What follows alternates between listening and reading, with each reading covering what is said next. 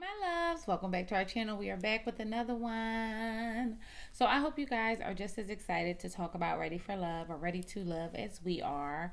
We haven't been crazy consistent. We apologize for that, and that's largely in part because the world is opening back up, which means my baby has to go back to work. Okay, he been in the streets, child. So if you haven't been watching Joe, he's been doing quite a few things. He was in Catalina. Or you want to tell him where you at?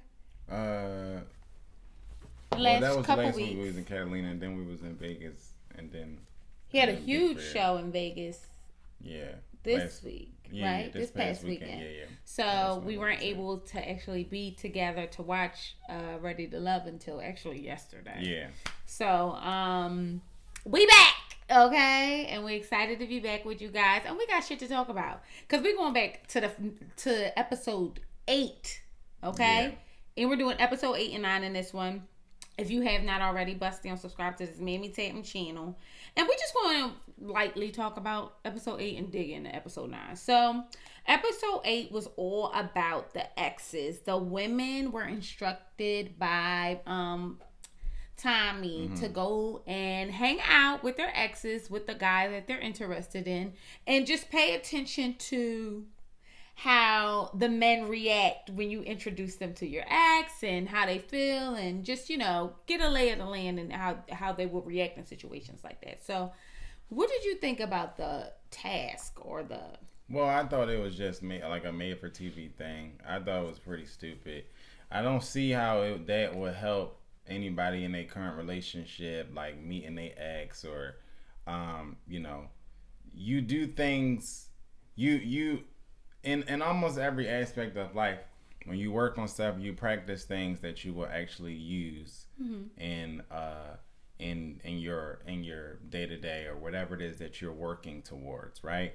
How I react to your ex makes no difference, because we're gonna do life. Yeah, we're gonna do life together. Your ex is not gonna be there, right? So, you know, that doesn't make sense to me. And I also always say that, like, how somebody was with another person, from one person to the next, can be a completely different person. I always say, like, how I was with my ex can't help Zar, because I was a completely different person. Like, you know what I mean? Just because certain people, you move differently with certain people. You know what I mean? Like, I do a lot. We talked about it before. It might have been on Married at First Sight, but I do a lot of things here. I pay a lot of attention to different things here. I acquiesce differently here than I have in any other relationship, because this is my future wife. So it just calls for that. It's just different. So.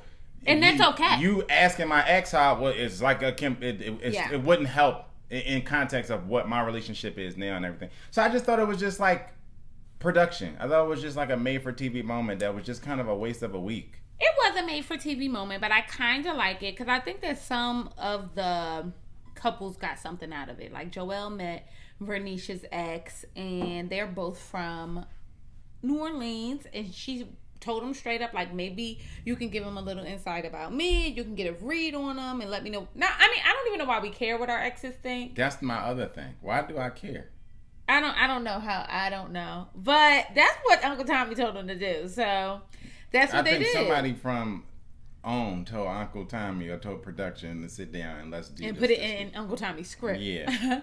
But yeah, so they decide to do that, and Vernisha has a good conversation with her ex and Joelle, and they talk about, like, you know, he asked straight up, like, is Vernisha clingy? Which I thought was a fascinating question. Like, if you're going to ask anything, you're going to ask, is she clingy? Well, that's because his friends put that seed in his mind. Right. Which was dumb. Because do you not? I don't understand. When y'all in relationships, do y'all not want the person to be in the relationship? Like, people be saying that they want a relationship and they be like, but don't be too clingy. And it's like, that mean you ain't never liked nobody in your life. Yeah, and also when they dropped that seed to Joelle, it wasn't based off of anything. It wasn't based off of, like, married or anything. It was just like, right. The girlfriend didn't really like her, and so she was like, she gave me clingy vibes, you know, like, that's what vibe you got. Whatever. Of course. So they get to talk. Vernisha felt like it went really well. Who else went on a date with their ex? Kyra and Jason. Kyra Skyped in her ex. And then she was like, well, I don't even know what ex I'm going to choose. And I was just like... Yeah, it was weird. It was dumb. The one, Liz didn't even have an ex because she hadn't been with... So she went with her friend who was... she labeled a brother that she kissed one time or something. I don't know. It was weird. The whole thing was How weird. did y'all feel about the ex, Kyra's ex, talking about her financial situation? How y'all feel about that? Do y'all think Kyra used to ask him to trick a lot of bread? And then he's saying that it was annoying to him, so you need to make sure her financial situation is what it's supposed to be. That was my point of saying what I said. Like, that might have been his experience, but Kyra's in a completely different... maybe she wasn't a lawyer when they was together. You know what I mean? Or that, right? She's a young woman. But that's what I mean. You know what I'm saying? Like, that was your experience, but now she's in a different place, dating a different guy, so your experience is expired. Like, it doesn't matter. And I kind of felt like... And not to say, y'all gonna think I'm wrong for this. Not to say that her money is her money, but how are we talking about her financial situation already? Like, is that not... It's weird. I'm doing a double standard. The issue that I have with it is that I just didn't see how it was relevant in the moment. It was relevant. It's not that I don't think her financial situation is important. I think your financial situation is very important. Like, I do. I just think that the way that it was said kind of gave like, that bitch broke, do not let her fool you. Yeah, it was not relevant. It gave that. And I don't really believe that. You know what I mean? Like... And that's what I mean by this not being very constructive, like, because they gonna tell you whatever their experience was, right, or what triggered them, or what their issue was. You know what I'm saying? But most people have different issues with different people. You know what I mean? So it's just this. How is this helping Jason and Kyra or AJ and Kyra? And furthermore, like, he said something like, she know what she got and she might not budget it like towards a certain goal. I can not attest to that, but what's the word? I can like relate. I can relate to that because I'm kind of like that too. Like, if I don't have an actual goal at the moment, bands are making, everybody getting $1, okay? I'm single-handedly stimulating the economy. So I do get that. Like, and I think that maybe I felt triggered. That's why I'm like harping on it. But I just didn't. It just felt out of place. Weird. It was out of place. It felt weird. But he also said that, you know, he feels like Kyra holds on to things. And that could be kind of annoying because then he'd be like sitting back like, wait, I thought we was over this. Which I said that. Oh, I don't know if you guys are paying attention. When we were talking about AJ, I was like, sis, just get over it. Like, if you're going to, like, be in his face, get over it. But to constantly make it everything an inquisition about somebody's character because you feel like it and they hurt your feelings 50 years ago, that's not fair. Even though, in her defense, I'm the same way. But, you know what I mean? I hold on to everything. But I'm saying I know that it's a toxic trait and it's not fair. So... it was really fascinating to watch that. Ron and Amber sit down and talk to Amber's ex. Not her ex-husband, but the ex prior to that. And I thought that was her ex-husband. No, he was the ex prior to that. Oh. Yeah, he went way back. So, the ex-husband must be married. And she was like, leave me the fuck alone. Because that's the other thing. That's the other thing. Like, you know, why? Like, my man couldn't go on nobody's show to advocate for why they a good girlfriend and not a good... Like, I don't... But not only that. I couldn't participate in this anyway, you know, exercise because I wouldn't have been able to get past, you're going to contact your ex. I can't contact my ex. Like, don't have their number, you know what I'm saying? So, like, don't follow them. Like, so that's another thing too. Like, you don't got one ex. You could just pick number? You can just pick up your phone and call your ex. Like, why? Why can you do that? Because if an ex of mine's got through to me, I don't pick up strange numbers anyway. Everybody know that, but. If by chance I was waiting for the government to call me for something and it was a strange number, so I said, this is an appointment, I gotta pick it up, and I picked it up and it was my ex, like, it's no way that they would think, oh, I could ask him to come on the show, and give my current situation insight. Like, I don't have time for this. Like, you know what I'm saying? Right. So my my thing is it's more messier than it is constructive, because my thought process would be, why y'all even in a place where y'all could just be communicating like this? And I think, you know what I mean, some of them felt like that, to be honest. I think some of them have felt like that. So Ron sits down with Amber and her ex, and it was fascinating. This whole exchange, guys, between Ron and the ex and Ron and Amber is really something I've been having a hard time grappling with. I had to watch that scene like 4 times. So why are you on your eyes? Because it was weird. I know, and I think that when we were in a room watching it with everybody, it was certain nuances we weren't picking up. You know what I mean? And I think people in the room were kind of triggered by his response and everything like that. Mm-hmm. But the reality is, when he really talks about the thing, I'm like, I don't know that I'm ready to really nail him to the cross just yet. Like, I'm not really ready to do that. So they sit down. Amber feels he speaks about his he asked the ex, about, you know, whether or not whether or not he's religious or not. And the ex, you know, makes it a point to say and tell the story about how Amber brought him back into the church and everything like that. And then he asked him, like, well, are you? And he said, no. You know what I mean? He said, her and I are different in that manner. He said it with the colorful tone. You talking about Alexis. I keep saying Amber. You keep saying Amber because I'm thinking, like, I thought you was talking about the gay boy. I knew that wasn't her name in my mind. Yeah, that's how I was like. But in my mind, I'm like, I don't think her name is Amber, but I'm going to say it anyway. Sorry, Amber. And sorry, Alexis. I was definitely thinking about Amber's ex. I'm sorry, that's why I was like, it was weird. Well, that was weird too. But I'm sorry, guys. I'm talking about Alexis and Ryan. So, thank you, babe. Mm. So, Alexis is sitting there. She tells a story. And I guess Ryan kind of makes it uncomfortable because he makes it very clear about his stance with religion and how going to church on Sunday is not a thing. And he's more of a person who gets up and does things. He really doesn't take time to, thank his ancestors and pray and all this stuff like that. And they're just different in that regard. And, it was really fascinating because I could tell that it really bothered her because she feels like she's really trying very hard not to be that judgmental Christian kind of person that people get the stigma of. But I think that it's a lot going on here. And I think that, it's obvious that Ron is triggered by Christianity. Mm-hmm.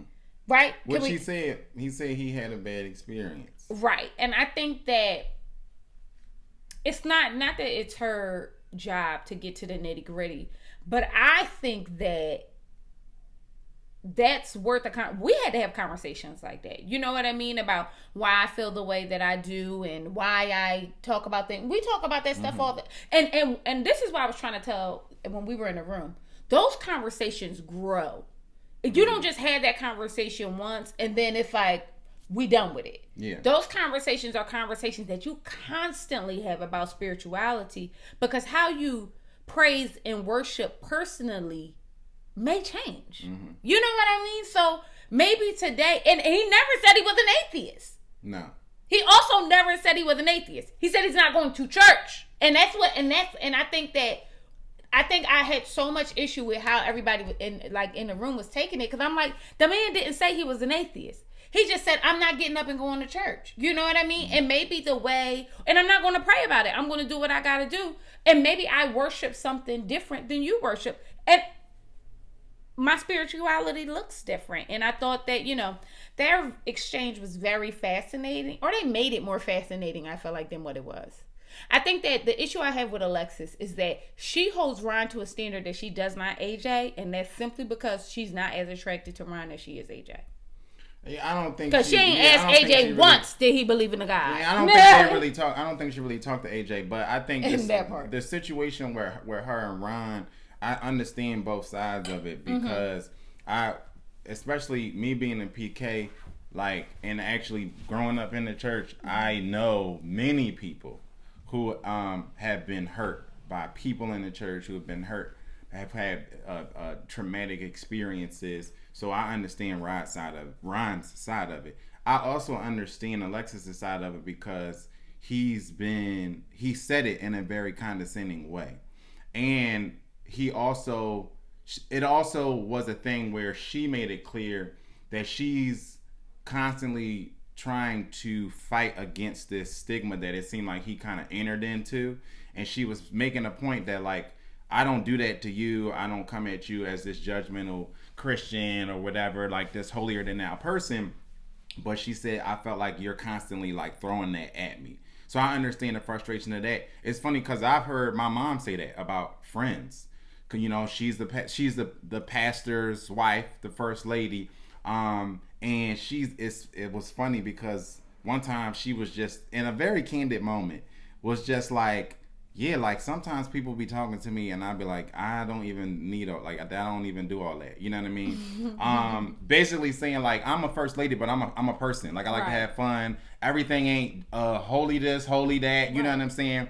And so she was basically saying like I understood her saying that there was a frustration there, but it was Ron's tone. That's what people in the room was picking up on. Like his tone was very condescending, very defensive, which might be tied into him being triggered and everything like that. In the moment with the ex, he no, I'm talking about when they was talking. When they was talking. Okay, we're gonna get to we're gonna get to that. I think that in the same way that he may be looking for her to be judgmentally religious, she is looking for him to be condescendingly atheist. No, he was condescending. No, like, I mean in the moment. No, in the moment, not when they were. I'm talking about specifically that moment, because she said something. Because we'll get to what she said at the end, but I just want to leave that right there for the moment. So, who else saw the ex? Amber and Chris went out with Amber's gay ex. Yes. Whom she found out was a homosexual in the midst of being with him. Which is like, whoa. Yeah. That's a lot to take in. And but Chris could feel the energy. Yeah. Like he was like, even I felt like, what's going on here? Like it was just weird. That's what I meant by it was just that part was weird. I mean, it was just a weird situation. It was weird too because I didn't feel like the ex offered anything. He didn't. Like I said, he didn't offer any perspective or anything, and I didn't like that either. Like, what are you here for, actually? I don't know. I thought a lot of these conversations was pointless. This is my point. Like, yeah. Okay. Well, okay. I'm about to be like, who else went on a date with the ex? AJ didn't go on a date with nobody ex. No. Yet he made it to the next episode. Yeah. Some way, somehow. I just don't even understand. So David goes out with, I think this was probably the most explosive one. Mm-hmm. Right? David goes out with Liz's ex. Or whomever the fuck he was. And her brother, her ex. So, like, so they go out and David come. And David had the energy and the guy had the energy. But I felt like the guy kind of turned up real quick on. The guy turned up. I mean, the guy's energy for when David walked in the room was off to me. Like, I didn't like how he leaned up on the table. And then he started the conversation talking about how he got questions for him. Like David was meeting her father or something like that. Like, it was just weird and very TV. Because I ain't no way. You thought it was TV? Very TV. Like, it's no way that, like, I don't know a lot of dudes who gonna sit there at that table and, like, you know, unless they getting a nice little stipend from home. Like, I don't know. Like, it just was very. It was whack. You heard me? It ain't that nice as all. Yeah. It's all right, but no. In real life, I thought that the ex came in a little bit too hot for me. And I thought that if you're in the interest of Liz, he brought up the conversation that David had at the table with his friends and how that bothered Liz. And I just thought... But that's not why you were supposed to be there. That's my main issue with it. Like, you weren't here. You're not here to chastise Liz's current situation. And it felt like that. He a grown man. Because it's a pleasure to meet you, but Yeah, but I got some questions. And then David said, so is it not a pleasure now? Like, and that to me, yeah, it was. You want to talk about my favorite part of the night? Whenever, so is it not like? Yeah. Am I missing something? Like, nah. I'm like in real life, like why as a man or a woman do we think that we could sit in the presence of adults and like chastise them like they're children, like they are children, and they just gonna eat it up? But if they don't eat it up and they say something to you crazy, then they crazy? And that, to me, this was a reality TV type of little nugget, little flex, little spark to throw in there to try to have some type of combustible situation to show on TV. That's all it was. Because you knew one of these men was going to come with his chest pumped out a little too hard. You knew. And then another man was going to not stand down from being pumped on TV. And it was this situation was going to be combustible. And I think they was waiting for that. Also, I would have bet money on it that it was David. I'd have put money on it that David would have been the one, like, I will air this motherfucker out. Like, he was really annoyed, even by the situation. And I don't know, you guys tell me if we read this wrong. So David tells Liz, if you had an issue with what I said, you could have said that to me, and then I would have known to act accordingly moving forward. And he just begins to give her compliments about how, like, he likes her, and she thought that that was manipulative. And in a moment, I thought it was manipulative too. But I think I missed the part where he said, if you communicated that to me, I would know.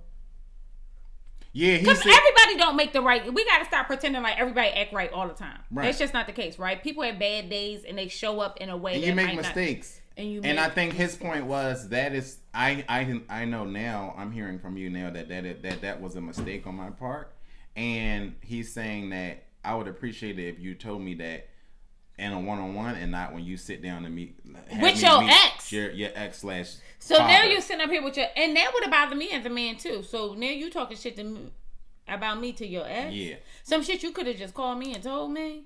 Now I know David acted completely irrational, but I still felt like I don't think it was irrational. The bull pumped his chest out to me. We gonna be touching hands. Like what was that about? I mean, nothing. No part of this was really meant to be copacetic and go off seamlessly. Not the way that the ex / father was showing up. Yeah. So how about that? Or like whatever weird shit you got. I don't know. So, because they call that incest. Yeah. / brother / I don't like, know who no, we gotta stop that, y'all. In 20 whatever, but they all, so Jason, Liz, Amber, Alexis, and AJ go out, right? This part really bothered me. So they're sitting on the couch. Jason is really expressing how he really has been enjoying Liz's company, and then Amber speaks out about saying, like, I could feel this. Alexis, Amber is on my mind. She must be talking about me. I don't know. She is on my mind. But they are two different people. Yes, completely. Alexis speaks about how she feels like if she was given the opportunity, and this is thirsty to me, but she says in a room full of people, she could see herself falling in love with AJ, despite the fact that AJ pay her dust. And we watch AJ pay her dust every fucking episode. Yeah, we do. Like in real life. But this is Alexis. I've been saying this about Alexis for weeks. This is Alexis. This is thirsty as Alexis. And it's feeling thirsty. It's really feeling thirsty. And it's feeling like, you ever feel like, I'm one of those people, and I have friends and I'm always talking to them, especially those who are getting like in relationships or they dating. And especially being like a serial monogamous like myself. Sometimes you can hear people and you can see why they single, but they can't see why they single. Mm-hmm. And a lot of times people pickers are off. You know what I mean? And who you choose and select to be in your space is just not calibrated properly. So then you keep getting all these randoms with all this energy coming through, right? And Alexis gives me that. Yeah. She gives me because her spirit is very much for everybody, she receives everybody's energy. Yeah. And it's all based in romance, when in fact it's not. Like, you know what I mean? And I feel like the fact that even what was so whack, and she couldn't see this for herself, and that was weird, that she's literally in the middle of talking about what she needs from AJ for her to feel secure. And he literally says, "Can I shut you up real quick?" And then gives her a kiss. Yeah. But he always does this, and she doesn't even see it. Like, he always does it whenever they're talking about something significant or serious. He does something to touch her or move her clothes. The other time he sat her on his lap, like. But she can't see that as manipulation, and that to me is creepy. Because as much as Ryan would have got on my nerves in that moment, I'd have still said AJ. Mm-hmm. The fact that you a grown ass woman, you got to be at least pushing 50. We looking at you. Mm-hmm. You know what I mean? Like, let's keep it 1,000. The fact that at that big age that you at, you can't discern who acting like they for you. Yeah. Because at least Ryan was calling you every motherfucking day. Yeah. You know what I mean? Like, I'm not going to say he said the right things or whatever the case may be. I know y'all going to say I'm toxically masculine or whatever the case may be. But I just thought, like, girl, bye. So they sit down. All the girls sit down. They talk about who they want to kick to the curb. Mm-hmm. And basically, David and Ron are on the chopping block because, David ain't dating nobody else. Yeah, David is with Liz, and they having marital issues. So. How about David is really? I think David going through something, y'all. Like, on a deeper level, he look tired every time you see him. He do look tired. He look tired. He looks exhausted. He looks like he not sleeping a lot. Is it me? Yeah, so I'm already feeling like about David, and then Ron, because of the spirituality piece of it, and we had a real conversation about this. And I just told all the people in the room, I said, if you ask a man what his deal breakers is, religion will probably be the last thing on the list. But if you ask a woman, it's the first thing. And I said, it's always so fascinating to me because the people who hold up the black church is black women. It's more black women in the pews than it is anybody the hell else. Furthermore, if we're talking about the disparity between black married men and black married women, y'all ain't meeting these motherfuckers at church. And the population of y'all that is minimal. You know what I mean? And it's like, we got to stop pretending like that's not a thing. And y'all got to really start getting down to brass tacks. And somebody that may not possess the same spirituality as you does not mean that they are unequally yoked from you. Because spirituality is just that. Spirituality. Yeah. I think the confusion, I think too often,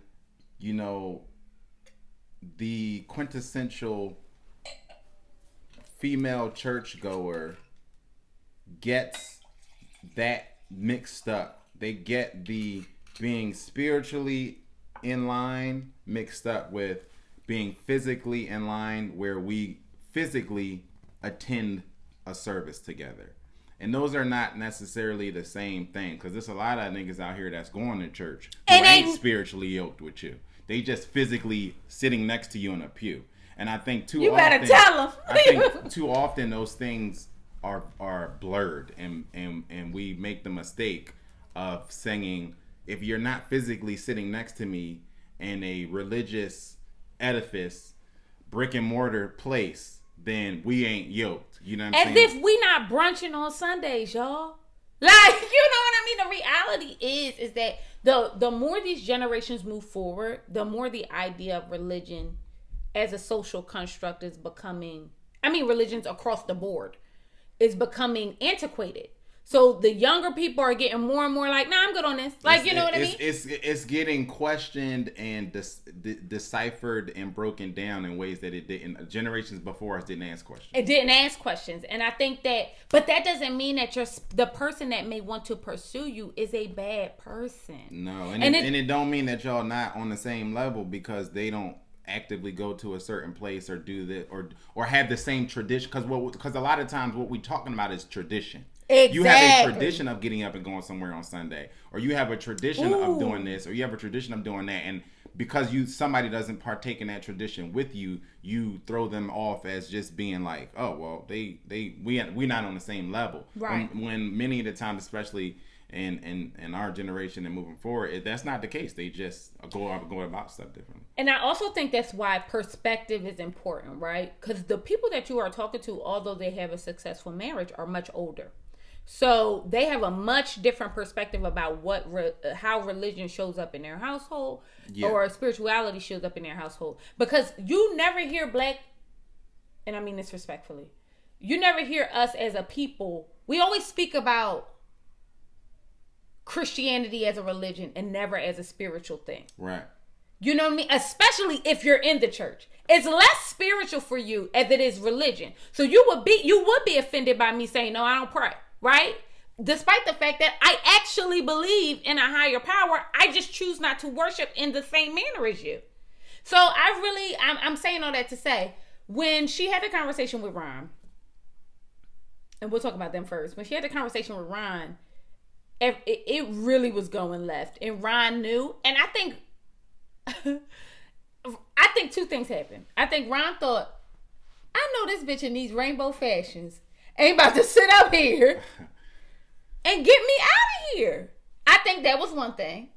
So I do think he was being condescending. But I think that when he told her that I thought you was smarter than that, I ain't gonna tell you no lies when I thought he was spot on. I thought that was a very good assessment for him. I was like, because I thought she was smarter than that. I'm like, I thought, Ron, we were seeing a wounded dog on TV. He dog will he was hollering. He went into it. Just went lower than it needed to go. Oh, you can't do nothing for me. What can you bring to the table for me? I thought you was smarter. This, that. It was just a lot of shots. That was a trigger from her saying, like, if you have to lead my household, and I think that to him that was a shot at what he felt like was a shot at his masculinity. I think it was a rejection thing. The same way. What's the light skinned John who? Oh, it was very much like that. It was like that to me. I forget her name. Yeah, but it was like that. It was very much like that. It was like, oh, I'm being rejected now. We about to shoot shots. I'm about to go right. And he was like, because it wasn't even. He brought a machine gun to a fist fight or to a debate. And she wasn't even trying to be. Because she wasn't trying to get you out of here. She was actually sad that this was happening. But I don't think. But the issue I have with it, I honestly think. So, two things, right? Maybe production told him two people had to go home. And Ron just scored lower because he only had one person into him, like David had only one person into him. Right? Yeah, because I don't think David was going home. I don't think David was going home. I think David came in too hot, and then they had this weird, I'm gonna go first, you go first, I'm gonna go first, and that just blew up, and then it just ended up getting carried away in an argument. The argument went left, but I don't think David was going home. I don't think David came there planning to leave either. Like, you ever been in an argument and the argument just get way out of hand? You like, that's not how I saw this going. Well, he wanted to speak first, and I think, first of all, she was right to stand her ground. I want to say that. But I also, out of curiosity's sake, probably would have listened to him. Yeah, I'd have just been like, okay. Just out of curiosity's sake. I'm not saying the way she handled it. Like, this is not a debate. Nobody gets the first point. Like, right. And then you playing from behind. Like, yeah. I don't know why. The fight was the weirdest fight either. But just shut the about weird shit. But that's the truth. But it was really just like, in my perspective, it was like, girl, if he want to do it that way so bad, just let him do it. Like, go ahead, get it off your chest so I can see. Because, I mean, but that might be the producer in me. You know what I mean? Because I need to know what the fuck is going on. I just thought somebody at some point should have just took the knee. You know what I'm saying? Like, it was like, David could have just been like, you know what? All right, you feel hella strongly about speaking before I speak, then go ahead and speak. I think both of them just got just carried away in this argument, and I think if you honestly set them down today and asked them about it, I think they both regret it. Because I think that they genuinely, David and Liz remind me a lot of Joelle and Vernisha in the sense that they have a very good, they can easily self-destruct when they get caught up in their own agendas and their own lanes. But they actually really like each other. Right. And sometimes you can let the whatever your hurt is or whatever overshadow the greater good of the relationship, and then you look and you say, damn, this wasn't even worth it. Like, that happens more often than not. Yeah.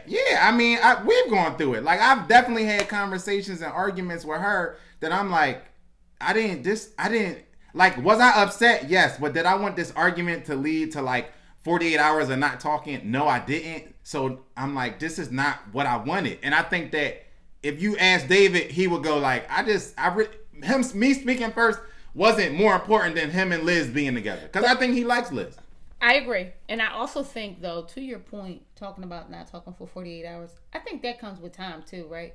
Oh, yeah, I think the more you're with somebody, the more you're like, I'm not talking to you for 48 hours. Yeah. Or I'm not letting my mistake happen again. Like, right. Because this is a new thing for them. Like, that was the first real genuine point of contention that they had where everything was leading with emotions, right? And if you have done that multiple times and you've had that experience with that person, you know how it can go. Yeah. So then it's easier to self-correct and go, I don't want what happened last year to happen, right. What happened last week, what happened last month to happen, so I'm gonna do this. It's easier to know how to police yourself. And I think when it's a very fresh relationship, the emotions can get going, and next thing you know, you in your car on your way home and you really want to turn around. Like, right. He off the show. I just want to cuddle. He kicked himself off the show. He literally fired himself. It just got too out of control. He literally fired himself. So let's go on into the next episode. The next episode, the guys have the control. Okay, let me first talk about production and what annoyed me about this episode. So, you know how we have been seeing the clips of Alexis calling Amber a Judas? We have seen it 1,000 times. Yeah. They say the whole thing, and then they end this episode with her saying that. Mm-hmm. And I thought that was mad dumb. Yeah. And I was like, you know what? I can't stand on for that. Yeah. Like, that is very much black-owned. Let me tell you, okay? They want you to come to your shit, to their shit, and then they charge you $1 million for it. That's a black-owned shit. Yeah. But no, in real life, I really just was annoyed by that. Like, all right, guys, we was going to watch the next episode anyway. Y'all could have just resolved this shit for us. Yeah. And kick somebody off like y'all been doing. But we'll get into it. They go to wherever they was at in Texas to go hang out in like a retreat style, kind of like what we did this weekend or whatever. Mm-hmm. Hang out with our friends and or hang out with their friends and all be together in one space. Let's talk about one thing. All of these Seagram's ads. Oh my God. It's like out of control. They really wanted you to like believe that Seagram's was a multi-purpose liquid. Like you could butter your beef with it. Like you can it's use a it marinade. As a marinade. You can use it with your curry. Yo. You can wash your hair with it. It's also a shampoo. You can wash your hair with it. It's a 3-in-1 type vibe. Yo. You can clean stains on your couch, on your carpet, out of your clothes. Seagram's Bahama Breeze is great to wash dishes with. Different flavors are. I mean, it was like I don't know if they bumped the budget up and Seagram's paid more of this for. I don't know, but we got to slow down with the Seagram's because y'all adults drinking wine coolers. No. Seagram's is not. The last time I saw a Seagram, I was maybe junior year of college. Come on now. But they at everywhere you at. No. Stop following us. Please. And let these people drink grown men and women drinks. Come on. So, first of all, I call her Amber 100 times on my notes. Oh, yeah. I even wrote it in my notes, y'all. Okay. So they all get there, whatever the case may be, and everybody's hanging out. And the first thing that happens that really is hilarious to me because Alexis gotta feel so stupid. She kicked around her face to this. She says, well, she goes to AJ. Pick me, AJ, I'm here. And says, well, I was trying to get in contact with you for like 2 days. Or she was upset. She didn't say that. She said in the confessional she was upset. She was trying to get in contact with him. And he ain't answer his goddamn phone. And I'm like, after he kissed you in the mouth. So you do know he not feeling you no more, right? Mm-hmm. No, she don't know that, but good. She really don't. And she affirmed that by the end of this goddamn episode. Yeah, she don't. This girl she's flailing. And I'm going to be honest with you. She knows deep down in her heart she's going home this episode. Alexis? She's going home. I don't think Alexis thinks Not this episode, but the next one that they waiting for us to get to. She's going home. It's not up for debate. She's going home. Well, yeah, I mean, all she had. She ain't got nobody left. Yeah, that's all she had, and and it's the girl's turn. Yeah, you're going home, and that's fine, sis. It's gonna be all right. I'm gonna make my projection right now. Okay. It's gonna be Kyra and Alexis. Why you say Kyra though? Damn. I don't think Kyra. No, it might be. It's gonna be Liz and Alexis. Yes, because Liz was also. It's gonna be Jason is really into Kyra. He's not really into Liz. The Liz thing is kind of weird, and and Liz is not. She was really into David. Jason was just kind of like a petty rebound type situation. I agree. So the first thing is that Alexis talks about how Alexis really showed up with a battery in her back. Did y'all feel that way? Yeah. I felt like she was kind of on 10, like needing a lot of attention. Well, she really upset. She going through a breakup in her mind with Ryan, y'all. And it's not up for debate. Yeah. So Amber, the actual Amber, sits down and they're sitting at the table and they start talking about how Joelle said that if she brings it up to Vernisha. Because they ain't talking about it. Amber made it a topic of the room. And tells Vernisha that Joelle said that he would have left with Kyra if he had to make a decision that day. And I took so much issue with this for so many reasons, right? So first of all, Amber was dead fucking wrong. But I want to know where did this Amber come from? Because this is messy Amber. I thought that, that was obviously foul. But the whole thing with Ryan, I thought that was just Ryan like throwing shit at the wall to see what sticks because he was mad. And apparently it was true. Amber was the quiet one. We don't know yet because they ain't get into it yet. Well, she didn't dispute it. She didn't say no. Table, so. She didn't say. You're right. Go ahead. Yeah. So it just seemed like Amber was the quiet, nice, lawyer girl who just wanted herself old ass Chris. Oh. And now Amber is like the messy hood rat of the bunch, and I don't know where this took a left turn. And it's just like with Vernisha. That was so. Like I'm not saying, like you might give Alexis that energy because she seems Pigpen-esque, but that was foul. It was just real foul. And let me tell you what the only issue I had with Vernisha was. Okay, so let me say this. One part of it, I rewatched it. One part of me, I understood why she confronted him in that moment because Kyra was sitting right there. And I think that she wanted to know if Kyra was going to say something like, oh yeah, me and Joelle been on 117 dates. You know what I mean? No.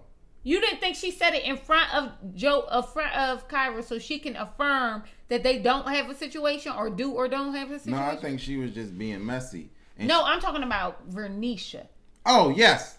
Was she? Yeah, that's what I'm talking about. Vernisha. Oh, okay. So, but my issue with it was, and we had this conversation when we was at our little retreat, and I said, it's so funny to me how people would say something like, if it was me and my man, if you think that you're gonna get a rise out of me by telling me my man did anything, you got me chopped and screwed. Because we are open, and first of all, we're open. Like, we're best friends, too, right? Like, you know what I mean? And I feel like he would talk, if he got an issue, he gonna tell me, and vice versa. And I feel like I wouldn't even I'm so motherfucking loyal to the soil that if you sat up in my face and told me some shit about my, I would never even confront. I ain't gonna confront I would curse you the fuck out before I go and curse him out. And they be like, we gotta stop getting a girl out of here. No, I'm cursing that bitch out. Especially if you are somebody who cares about my feelings or whatever the case may be, you wouldn't even tell me no shit like that way. Right. You wouldn't even do that, right? So that's number one. And number two, y'all not gonna see no cracks in my foundation because it ain't for you to spackle. Right. Okay? Like, that's between him and I. So my thing is like, why would I would have paid that bitch dust. I'd have been like, thank you. And would have kept it fucking like, okay, Mr. Joel, we're gonna go talk about this in the kitchen. And cause you praise in public, you reprimand in private. And it's like, I just felt like He didn't go on a date with Kyra. He didn't kiss Kyra in the mouth. Why are we upset about this? Because Vernisha is very. She strikes me as a person who is normally very guarded, and now she seems like she has leaned in and is very vulnerable. And I think that was just a quick flash emotional reaction. So I just felt like I agree that Vernisha is really in a place where she's being vulnerable and her feelings were genuinely hurt, especially because in her mind they had a petty argument. So she like, you could have just told me how you were feeling, and I want to create. But you also, and people fail to realize this, it's two things, right? He could have just told you, but you also have to create an environment for open dialogue. And a lot of times people will be like, he could have just said that to me, but you don't create that kind of environment. If I tell you something and you turn up on me, or you get viscerally upset, and it might not even be that you mean to, but people, that triggers people, right? And then that pushes them back into their like little... Yeah. So he didn't call you the one time. He didn't communicate that, he wasn't going on a date or whatever the case may be. He felt like you might have turned up. So that might not have been something. He don't want to see you that way. Yeah. You know what I mean? And unfortunately, not that black women got to be therapists for black men or vice versa, but unfortunately, sometimes you do have to create an environment for somebody to feel very safe about telling you how they feel. And that's a hard place to get to too, right? Like that takes, not even a hard place, that takes time. Yeah. That takes time. And I think that, I would have never been that visibly upset in front of no bitches though. I don't think she could have. I thought that it was just like, it caught her off guard. The John Amber did it randomly. And then kept talking about it like, oh, so he keep bringing up it was why he was mad at, it was just like, Amber ain't never talked this much in 8 weeks. In 8 fucking weeks. On a date, I haven't seen her talk this much. And you out here with crusty ass Chris. And you trying to air out somebody else's dirty laundry at the dinner table. It was just very weird. It was very weird. So,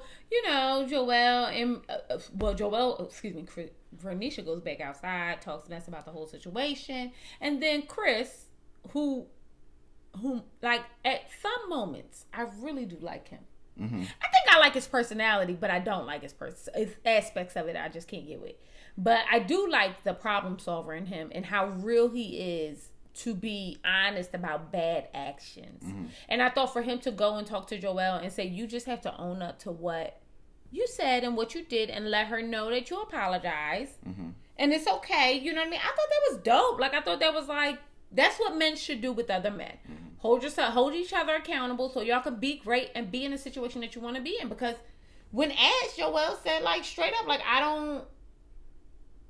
don't want to lose this about this situation. Right. It ain't that deep. It's not worth it, yeah.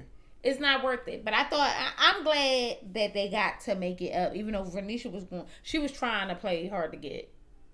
Vernisha was upset, and then I think, she let him know, like, you know what, I don't hold grudges. I'm not gonna really be upset long if and when we do have little spats, right. Which I thought was a nice thing to actually, I thought that was a great thing give him a window, and then it brings their relationship a step forward because now that's a learning moment. Yes, and that creates that foundation, yeah. So you can have a soft place to land and you can foster that kind of environment. And I think that's what she was trying to do. Like, don't you worry. Like, I'm not gonna be mad. Like, and to me, that's the difference. That's the only difference between how Vernisha and Joelle handled their spat and how David and Liz handled their spat. I think those small little things can really, in retrospect, change a whole argument, change a whole disaster of an argument, or be the difference in an argument that comes to resolution and an argument that comes to two people sitting by themselves somewhere. Yeah. Right. And I think that's all it was. I think the difference between where David and Liz is, and where Joelle and Vernisha is that small little moments, those moments of teaching moments and communication that Joelle and Vernisha had that Dave and Liz missed the opportunity to have.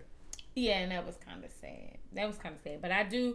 So Alexis thirsty ass go sit down with AJ, and basically AJ tell her, you need to stop blowing up my goddamn phone. No, he didn't say that. He just ain't say that. AJ said, I text you back. Damn. That's exactly what he was thinking. That's what he said. Goddamn it. I don't care. At least I was reading between the lines. But she makes herself look so needy, and I just don't.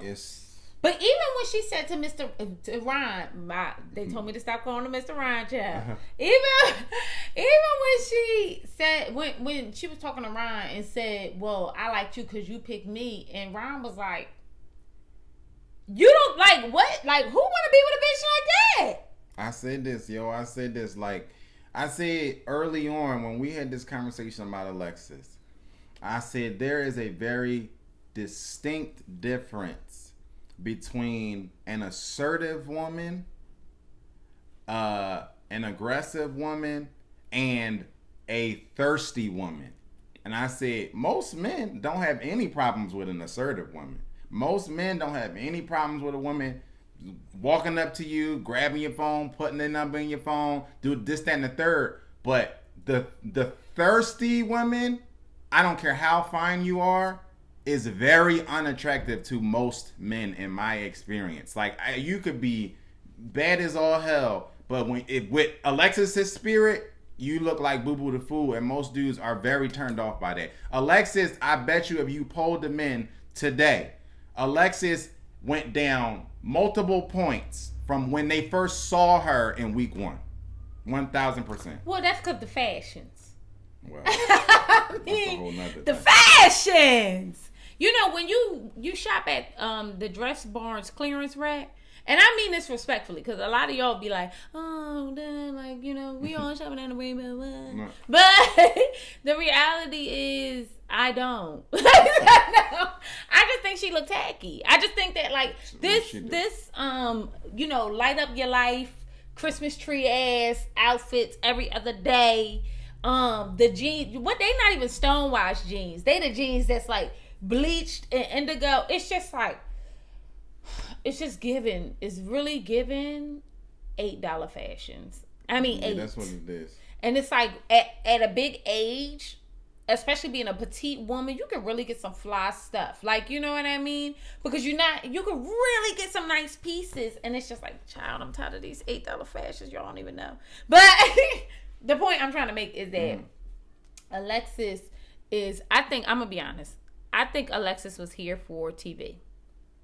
The more and more I watch this, I'm just not of the belief that she could even think that she was going to be with somebody else. I think she 1,000% thinks. You do? You don't feel like she flailing right now? You don't? No, I do think she's doing it, but I think that she is detached from reality a lot in her romantic life. And I think that's why she's at the point where she's at in all of her situations that she had, relationships that she had. I think she is she came and called herself Alexis Fly. She's clearly not in touch with reality. Clearly. Also, she already talking to men about being a leader in their household for her kid. Like, yeah, I mean, she came in with this whole everybody call me Fly. Like, she came in, so you could tell right away that she wasn't all the way tapped into reality and what's really happening. But more than anything, they didn't. AJ and Alexis really didn't resolve anything because he don't care, and he does not like her, and he's only saying he's like her so he can be on here for one more goddamn episode because he's a brokey and he need a check because you ain't gonna give me to believe. First of all, I don't think he like none of them. I don't think he like Kyra. This is really the most annoying thing to me about this is that this man is literally flying under the radar because he is 6 foot whatever in chocolate. And you're not going to get me to believe it's anything but that. Yeah, because he don't really have a connection with anybody. He don't even have a presence on TV. Even when I watch him, I'm like, meh. He just there. He's a tree trunk. Okay? Like, literally, like, he's this motherfucking plant in the corner. He's just sitting there, like, just coasting while other people are actually doing the work. And it's just like, and then here go Captain Save a Whole Ass Alexis making stupid decisions so she could keep AJ. Well, she making stupid decisions so she cannot get, But that's why I think it's deeper than just, I want to find love. You want to be on TV, ho. Yeah. You know what I mean? So I'm just and she gets a lot of time. Yeah. Like, I don't know if y'all know this. She gets a lot of time on screen. Like, you know what I mean? Like, maybe more than anybody. So I'm just really like, about that. So basically they sit down and do Truth or Dare. And it gets to the point where, let's talk about this first. AJ, they asked AJ, is he into two people? He said yes, Alexis and Kyra. And that's all he had to say for Alexis to be like, oh my God, I really need to stop being hard on him. He really is feeling me. And I just don't get it. What's your take on AJ? I think AJ is not into anybody. I don't think he's had any genuine connections with anybody. So he's just kind of here. I think he just does what he needs to do to stay around. A little conversation here, a little date here, a little touch of the hand here.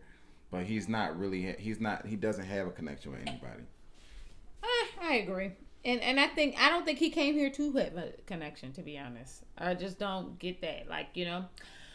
So basically they make Vernisha and Joel kiss and, Truth or Dare fashion. Kyra gets upset because Jason didn't actually pick her out of her and Liz or whatever the case may be. Which I can understand why she's upset about that. But she also gives me, it's gonna be me energy. It's gonna be me. What she mean? Wait, what she? Like, she gives me, you like two people. And she did say, I always choose Jason. But you still like two people. So if he don't choose you, why are you upset? Yeah, it was. You still like two people. Yeah, it was. I think it was just an ego. It's thing. Ego. It's all ego. That's what I'm getting at. So at the end of the night, Alexis decides, she's fully charged, and the battery in her back is ready to put her on, and she starts talking about how Amber, got it right this time, is somebody that she's very close to, and she speaks to more than any other lady on the cast, and was telling her about the situation with Ron, and come to find out, she had went out with Ron and was kissing him in the mouth. Yeah. That Amber foul, yo. Now, we won't find out. I'm not sure. I'm not sure that she fouled. But she showed her true colors at the Vernisha situation, so she fouled. Ain't no coming back from that. It just confirmed everything else that had been coming out. That's all. I just feel like Alexis knows she about to go. And she trying to F up Amber's situation so Amber could be, Amber gonna be on the chopping blocks. Yeah, she might. Switched it out. She might be on the chopping block. Cause Chris, Chris doesn't really have a big personality, but you could see a clip of Chris being like, hold on, what? And then kind of, that was kind of the end of it. But Chris obviously is thinking like, what the hell is going on? Yeah, which I'm kind of like, did y'all see them kissing the mouth on the previous episode? It was very weird. Did you see it? I don't think I saw it. It's very R. Kelly-esque. Ooh, it was very weird. It made me uncomfortable. Yeah. But not to say that I don't want my words to be misconstrued. I'm just saying it was esque.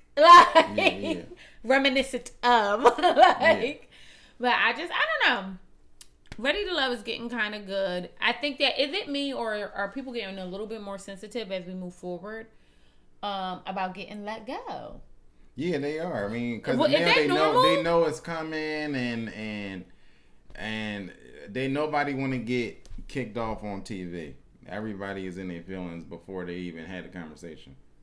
Before you even say two words out your mamie's head mouth. So that's all. We ain't got no more. I hope you guys enjoyed this. We're sorry that we're kind of late, and we're going to try to do better about that. But Bye is back to work. So what we gonna do? Okay. But be excited for him and all his brand new endeavors. So we love you guys. Bust down, subscribe, comment. Let us know how you feel about this. And we'll see you beautiful mother jumpers later. Peace. Bye.